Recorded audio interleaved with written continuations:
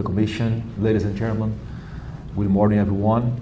My name is Flávio. I'm a senator of the Federative Republic of Brazil, leader of the opposition, and the president pre-candidate for my country's October elections. Last month, I met with President Trump, Vice President Vance, and Secretary Rubio to urge the United States not to impose tariffs on Brazilian companies.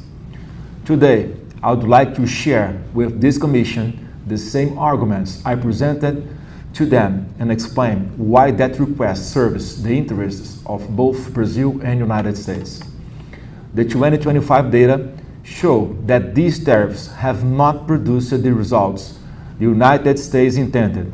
Instead, they have been politically exploited by Brazil's current administration.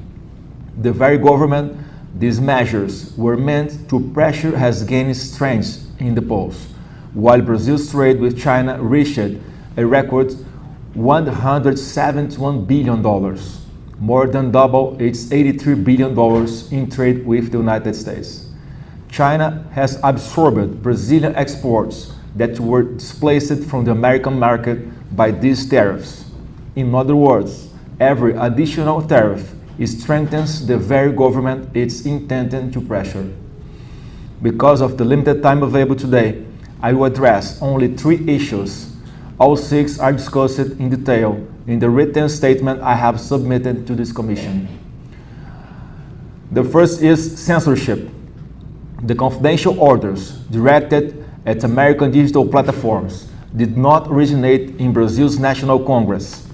They were issued by a justice of Brazil's Supreme Federal Court and by President Lula's administration, based on executive decrees and judicial rulings rather than legislation duly enacted by Parliament. A 25% tariff penalized the entire Brazilian people, except the very authorities responsible for those decisions. The second issue is corruption. Corruption is one of the greatest scourges facing the Brazilian people. There is no disagreement on that, but corruption has identifiable perpetrators. The 4 largest corruption scandals in Brazil's recent history: the Mensalão scheme, the case uncovered by Operation Car Watch, the fraud involving Brazilian's National Social Security Institute, INSS, in which President Lula's own son is among those under investigation, and the Banco Master case, all occurred under government led by the Workers' Party, the political party currently in power. Brazil then experienced 4 years under President Bolsonaro without a single proven corruption scandal. Corruption has become a defining feature of Brazil's political left. The Brazilian people should not be punished for it. The third issue is PIX.